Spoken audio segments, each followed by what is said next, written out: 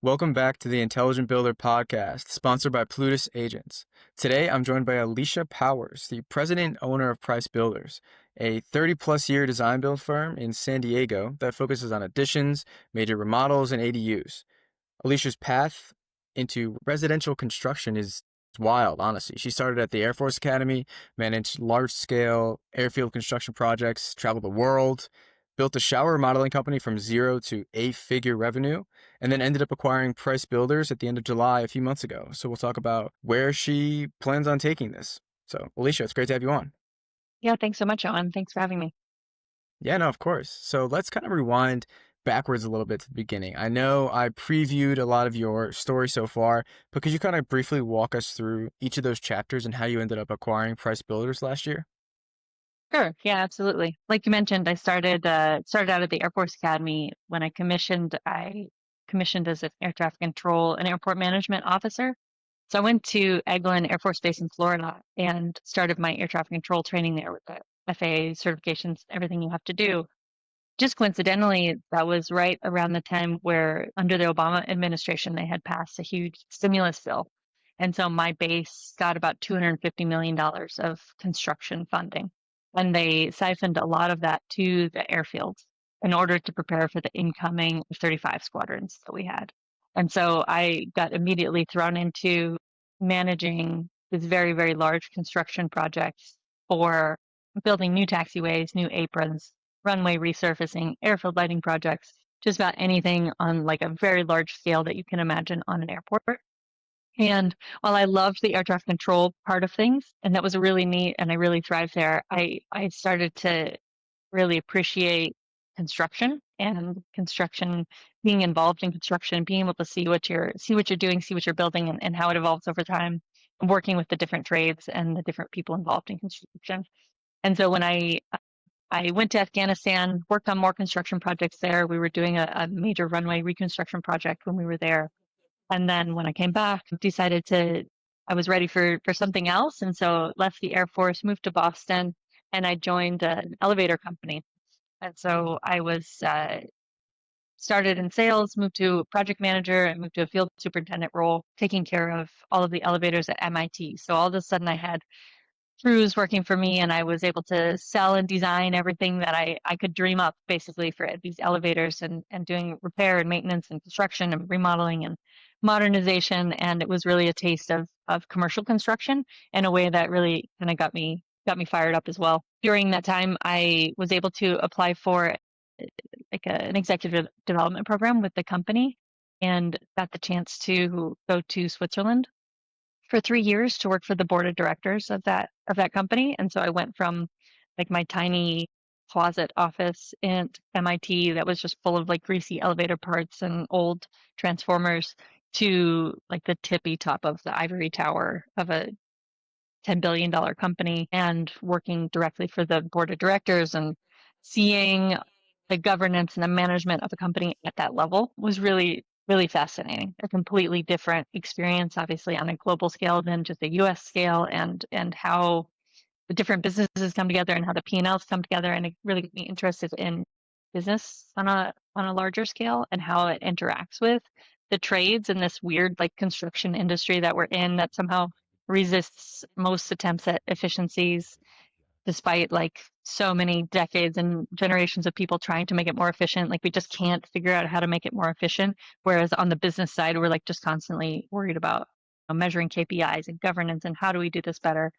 Um, and while I was there, I went to a program at Harvard Business School called the Program for Leadership Development, and learned a lot more about finance and how to run a business. So when I came back, I was managing, I was responsible for the elevator business for San Diego and Arizona for that same company. I knew I wanted to be an entrepreneur. I knew I wanted to do something on my own, but I didn't know exactly what it would look like. And I got a call from a company that wanted to start a shower remodeling business in San Diego.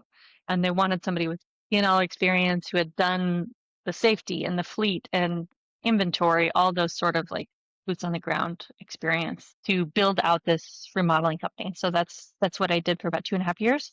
That was my first taste of residential construction. So I was sitting at the dining room table with the homeowners and crawling through their crawl spaces and looking at their showers and working with guys who were in the trades but were kind of generalists that could come in, and you had to manage their skill sets and match them to what we were doing and deal with like the sales cycle and the emotions of homeowners. And I just found it really, really rewarding in a way that commercial construction, it's just not quite so tangible and personal. And so in the background, my husband and I had done some real estate investing and had built 2 ADUs here in San Diego.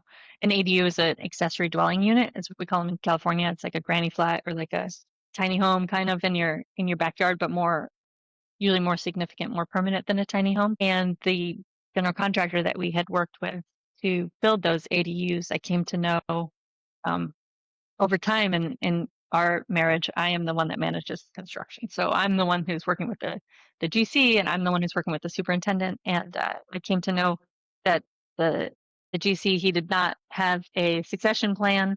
He was kind of getting up there toward his retirement years. And when I was looking at all the available options for me to take that next step into entrepreneurship, you can start a business, you can start a franchise, or you can buy a business. Those are really kind of the three options. So I was like considering all of them and what they would look like. And I eventually called up the GC and asked if he would be interested in me acquiring his business and being his successor. And he said yes. And we embarked upon about 10 months of negotiation after that. And the shower remodeling business closed, and I had another baby, and all the changes happened all at once. But we were finally able to sign the deal at the end of July, like you mentioned. And so I've been running and owning the business since then. Awesome. I appreciate you sharing all that. It really gives the full picture of your story. It seems like everything you've done until now has really built your character into being an entrepreneur. So I think that's really cool. But I want to ask about the unique opportunity you had going to Switzerland, with the chairman of a global company. You were traveling, preparing strategies, sessions, and things of Mhm. that nature. So what did sitting in, that ivory tower at the boardroom level change your thinking about how you think about companies, how they should actually be run? That's a really good question. The company Schindler is a family-run company. It's a publicly traded company, but it's majority family-owned. And so Schindler looks at things not on like a 6 month, 1 year, 5 year horizon. They're looking at things for generations. They want that company to stay vibrant and stay relevant and stay powerful throughout even the next generation, the sixth generation, the seventh generation. And so that level of looking forward is something that it took me a while to kind of understand and to kind of train myself toward looking. And I think the other thing that it taught me to do is reach like a new height of professionalism, if that makes sense. Like when you're operating at that level and you're interacting with like heads of state and various different business people and universities, the question I was always asking myself is like, okay, I feel like I've completed this task that I've been tasked with, but like, what's the next thing? What is the next thing that I could possibly do? And what's the next thing I could possibly do after that? And I think that serves me really well in this position because if I'm working with customers, I think, I've completed what I said that I would do, but what if I went one step further, what would that look like? And how would that change the experience for my customer? And how would it get me closer to the revenue that I want out of this deal? Or whatever my goal is at that. Okay, gotcha. So it really shifted your perspective in terms of the long-term thinking, but truly long-term thinking. And then also the Mhm. professionalism aspect too. That's great. And the professionalism, I bet you learned a lot too at the Harvard's program for leadership development too. So on a similar kind of note there, what did you learn from that program? What was a good takeaway or idea that you kind of bring that expertise into shaping how you run price builders or how you plan to run Mhm. price builders? Yeah, the biggest things I learned from the Harvard program were, it's kind of like a micro MBA. It's not an MBA, it's not a degree conferring program, but it was a 9 month program, so it was pretty significant. The biggest things I learned were finance, really how P&Ls and cash flows work, how they apply to both to major big companies and also to itty bitty companies like the one that I have now, and what are the challenges with managing those and how you can manage those as a business owner, and then marketing and how to do brand positioning. What does marketing mean, and how do you make decisions about what you're going to do and what you're not going to do, and which customers are yours and which are not, and how you eliminate noise like in your marketing planning and how that leads you to be more efficient from the sales and even the construction, the execution parts of your jobs. Those are really the biggest things that I learned from the HBS program. Okay, gotcha. Yeah, so the like real business metrics part of it. And I know you mentioned a little bit about not necessarily modernizing, but getting rid of the noise in a business. I want to talk to you more about that too, because I know that's something you're doing in Price Builders now. Another question about your background. So you kind of had to dismantle that one company that you built, right? And then you said you were having a kid at the time, Hmm. and it was a all of a big reason why you decided to work for yourself and want to do your own Hmm. thing. So, what was going through your mind at that time? What like kind of snapped for you there? Yeah, that was a really pivotal moment. I think I wanted to be an entrepreneur, and that's part of why I took that role to build the shower remodeling business because I thought, what better way to learn how to be an entrepreneur than to start a business but have somebody else pay for it, basically. And that was great, and I learned so much. Like you mentioned at the beginning, we built it into a relatively big business quite quickly. At our peak, we were installing about 35 showers a month and had a run rate of um, you know, 700 to $900,000 a month in revenue, just in showers. And we built that inside of 2 years. And so we had and about 30 people on a team. But because of the way it was built and how it was built inside of a multinational conglomerate, also another family company, we were burdened with a lot of overhead costs and we were burdened with really, really inefficient marketing that I wasn't fully in control of because of the company structure. And so because of that, the business wasn't working for the most part. We were doing some different things to try and make it more efficient, to try and make it work.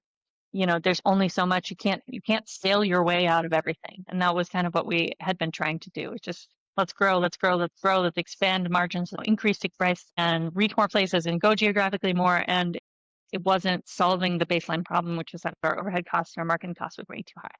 And so I was getting ready to do like a performance review with my boss that he had scheduled, and I was 7 months pregnant and had the classic logged on to the call, and HR was sitting there.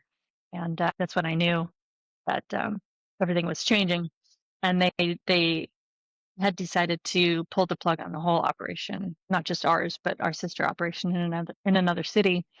And so everything that I had built for 2.5 years, every blood, sweat, and tears that I had invested in that company had just disappeared in a heartbeat. And I had no equity, I had no recourse, I had nothing. And I had to go through the process over the next couple of weeks of laying off my entire staff, discussing severance packages with everybody, sending everybody out into the wilderness right before the holidays and while I was pregnant myself. And throughout that process, it really solidified, just like you said, um, this feeling in me that said, I'm never going to work for somebody else again.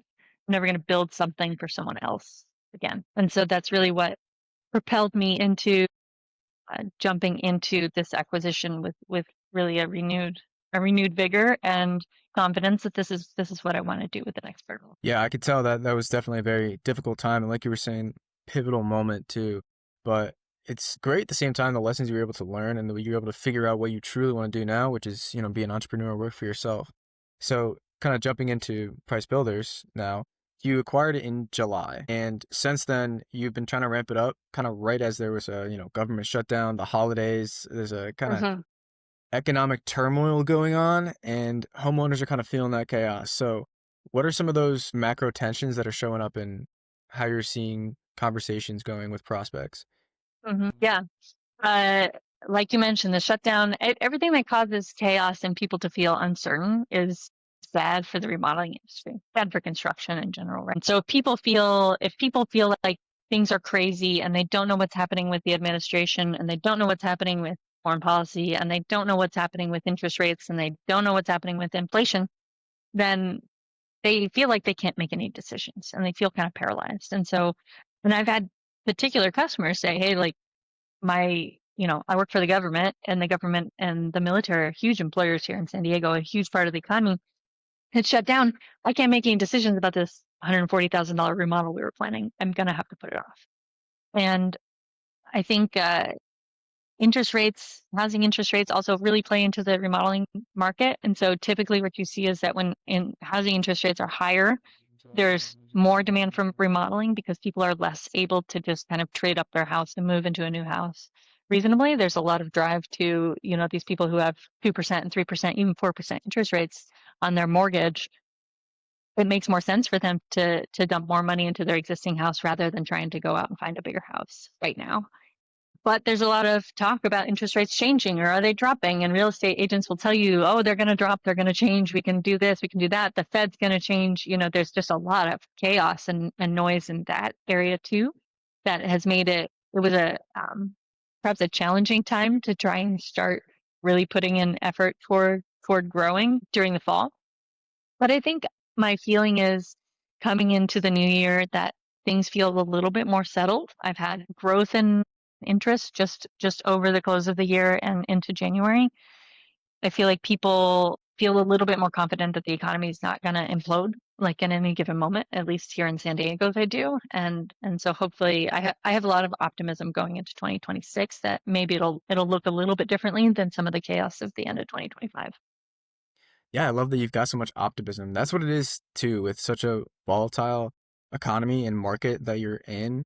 It's great to have it like shift in perspective, kind of be able to see the big picture so you can be optimistic like that. So that's great. And I know Uh, now since starting, you've kind of had to wear all the hats, right? So owner, president, the I guess modernizer in chief, and kind of doing the construction and design and working mhm. with everyone too. So if we zoomed into a typical week, would you say? I guess let's aim for like the goal typical week. So moving forward in 2026, what would you like that to look like? How much time are you spending on the business versus in the business?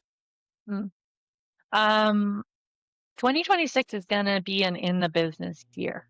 It's going to be a building year. So probably 2020 across 2026, once we really get going, I'll be spending probably average of 2 days doing design, build, and sales, and then the average of 2 days doing direct operations management on site or managing with superintendent, managing with subs, that sort of stuff. Obviously a bunch of both in all the days, and then probably one day a week that's like admin and communications. That's what I would envision for 2026. As we get more toward the end of 2026, my goal would be to be able to hire either a salesperson, a project manager, or some combination thereof, or maybe an additional superintendent to help begin to create systems and a structure to take some of that day to day load off of me. But my intent is to do it myself for the time being. First of all, because I gotta prove it. I gotta prove it out, and I gotta learn it before I can hire someone. And second of all, because that's where you gotta start. If you're on your own, you gotta you gotta do it by yourself. I have a team here, but at least certainly the IT, the sales, and the marketing and the design, that part is all on me for the moment. Yeah, it's kind of good to be on your own, I guess, at that stage because it really forces you to learn. So then you know a lot more of what's going on once you've scaled and you can outsource that, delegate that. So I Hmm. think that's going to be a good thing. And I know we talked a little bit about in our previous call how the infrastructure in this company, I mean, it's a legacy company, so it hasn't been touched in a while. Hmm. So when you first opened the hood in the business, what was your primary focus after what you'd seen? Yeah, legacy company is a really nice way to put it. I like that wordage. I'm gonna take it. It's paper company, right? Like everything's done on paper. Our time cards are done on paper. Our plans are all printed. Our checks are printed. Everything, literally everything is on paper, which is good and bad. It's been working for the company for a very long time. The focus that I had to have, and a lot of that still exists, right? The paper, the focus that I had to have in the beginning was to modernize the infrastructure of the company to a point where it could take an influx of new leads and new marketing. And so I couldn't go focusing on marketing and dumping a bunch of money into a marketing program if our website wasn't up to date. And so the focus in the very beginning was had to do a full modernization of the website, which was built in 2013 and then actually never literally touched since 2013. So everything from the number of years in business to the pictures, they were all from 20, over a decade ago. So a full website modernization, all the SEO, all of the different photos and case studies and all of those things that go into a really high quality construction company website now. And then onboarding a new phone system so that my voice over IP system is integrated with my computer. It's integrated with the new CRM system, which is HubSpot. And then also onboarding a new design software and teaching myself how to use that. Because before in my previous companies, we had proprietary design software, and now I'm, obviously on my own. So I needed to find one that worked for me that I could use that would integrate with the rest of this suite of things that I'm building, and just getting those things to kind of an MVP level so that I could then start spending marketing money and know that it wouldn't be when the leads come in that they have somewhere to land. Yeah, I like that approach. And this is a topic I'm really interested on. I'm very like systems oriented, process oriented. So I want to learn Uh-huh. more about how you prioritize that modernization work. So I know it's just from speaking to a lot of people in the industry, it's difficult to implement process tech and behavior change, especially in the trades and construction. So Uh-huh. what were those maybe first 2 to 3 dominoes that you had to push over first to make sure everything was going smooth? The first two or three, the things that I prioritized in the beginning were things that I could do all by myself without having behavioral change. So I could roll in a new CRM and have like a kind of a clear cut between the old CRM, which was a Microsoft Access database, by the way. I could have a clear cut off there, and I could start managing the new CRM, and then I could bring on my admin when the time came. And it turns out she's actually super excited about some change. So that was a really easy sell. The website, I could do it all by myself, and so the things that I could do really quickly, I know that the speed that I wanna move at, that's where I started, and then things like payroll processing and expenses, writing checks, that kind of stuff is the more behavioral change, like you said, that will happen will happen over time. Some will happen sooner than others, but we're not going to change the payroll system this year. Okay, I get you. Yeah, definitely over time there can be some changes. And I know you've already, like you were saying, rebuilt the website and integrated, HubSpot. But from your point of view, since we're talking about systems, what are kind of the next systems you plan on building or implementing over this next year, we'll say? I think there's a lot that can be done within HubSpot. You can say that I created my HubSpot account and I'm tracking my customers in there now. I'm not by any means like a HubSpot engineer, and nor do I have the funds right now to pay for one. But what I need to develop and what is kind of next on the list is going through. There's two parts of HubSpot that I haven't taken advantage of yet. One is the marketing aspect of it. So like all of the newsletters that you get from various brands and all of the different connections and even Instagram posts and social media posts, they can all be managed through your HubSpot service. And even in the HubSpot basic tier, which is what I'm at right now, I haven't done any of that yet. The second thing is really creating like a professionalized sales and marketing funnel that gives really specific information on lead sources and funnel information in terms of proportions and percentages based on each step of the funnel, based on the lead source. And so I need to know per $1,000 of marketing that I spend, how many leads do I get? What percentage of those am I able to get in contact with? What percentage of those am I able to set an appointment with? Which percentage of those am I able to present a budget to? And so on, all the way until, how many of those sign on the dotted line and we get revenue from. And HubSpot has the ability to do all of that. And right now, all I'm doing is tracking lead source. I'm not tracking anywhere beyond that in the funnel. And developing that is going to be really critical if I get to the point where I want to hire a salesperson, because I need to have those KPIs and the system in place in order to kind of manage how that person would come on and how they would do their job. Yeah, absolutely. I love that your primary focus there for the next few things is the marketing and sales, because as you know, that's what's going to build the business. So that's awesome. And I know you are a planner, especially because you've learned long-term vision from that your previous parts in your career. So kind of speaking of your plans, I know you mentioned to me on the last call that you have plans from 6 months to 20 years. So Mhm. you have it all planned out in a way, but let's start short term. So if we're having a conversation, say a year from now, right? Mhm. What needs to be true for you to be like, okay, this first full year of ownership was a win? A year from now, I want to be in a position where I have a really solid pipeline of projects that are moving, that I'm able to forecast out revenue, which I'm not able to right now, just because the pipeline resolution is not that clear. And that I'm in a position to close the books on the year and know what we got, and produce a P&L, which we're not in a position to do that right now either. And also in a position to know And if I'm truly successful, what I truly want is to be able to hire someone before the end of the year, to help start building this into a real, not a one-man business, or a 4 or 5 person business, but to start growing it into a real size business that is less of a full-time job for me and more of a business, that I own. So that would be like the end of 2026. And then working out more, I want to continue. I don't have unlimited ambitions for the growth, but I would like to grow it into a larger business that is more running itself. So looking in the range of, 3 to 4 project managers, 3 to 4 salespeople, maybe 10 crews, something that is a little bit more self-sustaining, so that you can start either having a long-term contract with a marketer, or having an in-house marketer, or having an in-house finance person, something where you can start bringing, if you start bringing those services in-house, that's when you really, really create control over them, and you can really scale up, in my opinion, the context of what you're doing, whether it's more customers or bigger customers, or whatever. And then the second side of that is, once, we have to thrive in what we're doing and what we have done for the past 3 decades, which is residential remodeling. We have to start there. We have to be successful doing that and focus on that right now. And once we build that, I would want to open a branch, a new division or whatever of the company that you might call it, that would start doing light commercial projects.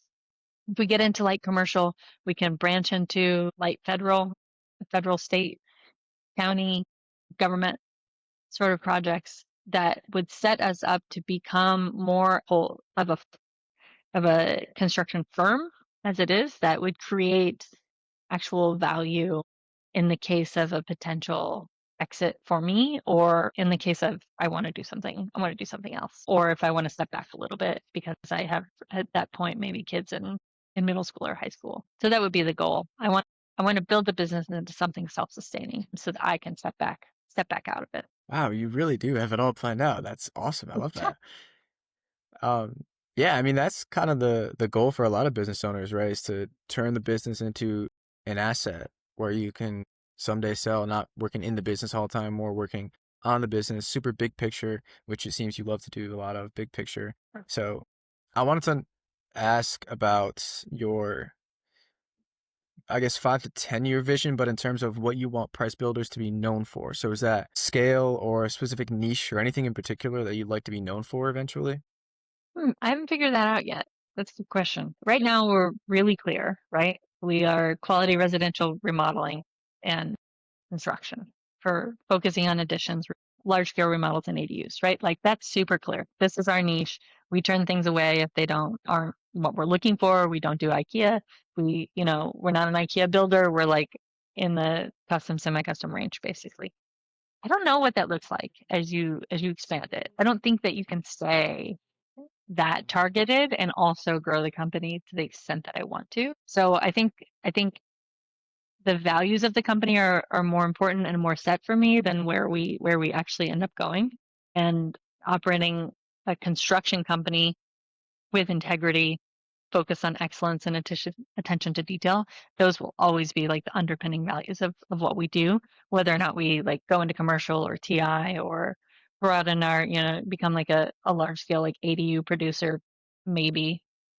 But those values will definitely carry through. Those aren't going to change. Yeah, okay, that's great. So always stay value driven and always be customer centric in a way too. I guess you kind of answered the question in your previous answer too. You want to end up vertically integrating so into the commercial work and other things. So you'll never necessarily narrow down a niche, which is good, like you're saying, because you can't expand like that. But I like to ask this question to a lot of the guests. So let's say hypothetically you have a magic wand, right? And you can fix or erase maybe a bottleneck or anything in the business right now that's holding you back, where you would then gain momentum or save yourself some time moving forward. I guess we'll look more short term now because you have such a great long term vision. So in the short term, what would that one thing be? Short term, the bottleneck is estimating, for sure. It's really hard as a GC to strike the balance between speed and downside risk of putting together like budget estimates. My estimating sheet, we have 30 trades on it, and depending on the job, I have to go out to at a minimum, probably 10 subs to get actual quotes if I'm putting together like a dollars and cents proposal for folks. But trying to manage this pipeline where people want like a budget estimate. They want a range on like first call. Like I just had someone this morning, she had me on FaceTime and she's like, here's my kitchen. How much is it going to cost? And that's like completely impossible for me to answer that question, but also it's like completely necessary for me to figure out how to do that in the right way, because that's what people need. That's what people want. She wants to know if it's even within the realm of possibility for her to do this project, or is she going to waste time going down the design pathway with me so that I can give her a more reasonable budget. I have to figure out how to do it. It's really, really hard because people get really anchored. Like even if I told her, I think it's going to cost somewhere between 40 and 60,000, people get super anchored on those prices. And then as you go through this whole process of resolving your estimate and getting quotes, and like maybe it's like 6 months down the line, prices have changed. I have no idea. That is like a super pain point. And so my magic wand would be, I could wave a magic wand at her kitchen and somebody could tell me, here's exactly what you should tell her for a budget. And then later in the process, I can wave a magic wand and that magic wand tells me exactly how much plumbing is going to cost in this exact project. And I don't have to talk to 15 different subs every time I want to put an estimate together. I don't Yeah, see I could that see how changing that's. immediately, but yeah, it's real painful. Yeah, I was gonna say that. I could see how that's painful, definitely difficult and time consuming too. That makes me think maybe Mm-hmm. someday there can be some sort of, it'd probably be AI. You just take a picture of the kitchen. How much will this cost? Something like that. I mean, that'd be pretty cool and save a lot of time, but not reasonable right now. Yeah. So I do want to ask you one more question though. So since your focus is primarily remodeling and some ADUs, what do you Mm-hmm. think the future of remodeling ADUs in a place like San Diego? What do you think smart builders need to be preparing for now in the future? Builders need to be preparing for? Let's see. That's a great question. Remodeling is not going away, right? Especially in a place like San Diego, where housing density is going to continue to be one of the major challenges of the city for the next, I don't know, 50, 75 years for sure. Like we're always going to have more people live here than we have space for. Want to live here than we have space for, and that causes people to want to do additions, to want to do ADUs. I think I think one of the things that I see is people want an all-inclusive hand-holding experience in their construction. And a lot of legacy firms, general contractors, residential contractors are not used to providing that level of experience. I feel like as people, we've gotten conditioned to this extremely high expectation of customer service. I can go on a website and I can have a chat immediately with an AI chat assistant and it can help me figure out whatever I need. I never have to talk to anybody. I get 14 updates whenever I order something. Like the thing that I ordered is like on Lemon Street and now it's on Orange Street and now it's on 15th Street and now it's coming to my house in 2.5 seconds. You know, that kind of structure and that kind of experience where you're being constantly updated and you constantly have information and you constantly are in communication with something, whether it's a person or a bot or something, doesn't really exist in most uh, small PCs. Maybe some of the ones that are doing more repeatable work, like the big ADU producers, or maybe like a big kitchen producers or big shower producers, maybe they have they're approaching that level of service that people have become accustomed to. But I think smart builders who want to prepare for the future have to pay attention to this customer experience, because they're going to start losing people if they're not able to at least get to like 50 to 75% of what we experience elsewhere in our daily lives. Gotcha. So you think that customers are really looking for like a white glove experience at all times. So it means there should be some sort of reality check for builders where they need to attempt to get closer to what those expectations are in a way. I think so. Yeah, I think so. I think a lot of builders are used to like excluding finishes, for example, from the contract, and because they don't want to deal with it, because it's a huge pain to like help people pick out tile. It's like I don't have time for that, but I need to, because that's what people want. People want the HGTV design experience, but they don't necessarily need or have the budget for paying for a designer that might give them that experience, right? And so we have to be able to hit that middle ground where I'm providing enough of that white glove experience as a GC that I'm still capturing that market of people who want to do remodeling but maybe haven't ever done it before and want to have this full experience of um, going through the project from the very beginning. Yeah, no, that's a great insight. That's really good advice as well. Well, thank you, Alicia. This has been awesome. I appreciate you walking through your journey and being so open about what it's really like, to acquire and then modernize a legacy business, but also during such a weird economic, moment in the world. Yeah. So that was amazing. So before we close out though, where should people find you or Price Builders to connect with you? Is there a website or LinkedIn you're most active on? Yeah, absolutely. And thank you so much for having me on. It's been really interesting conversation. You can find me at pricebuilders.com. You can email me directly at alicia@pricebuilders.com, and you can find me on LinkedIn at Alicia Powers. Perfect. Well, I'll link some information below so people can find you. But for everyone listening, thank you for tuning in to The Intelligent Builder. If you found this episode valuable, make sure to share with another founder or builder in your circle. And I'll see you in the next one. Thanks, Alicia. Thank you. Bye.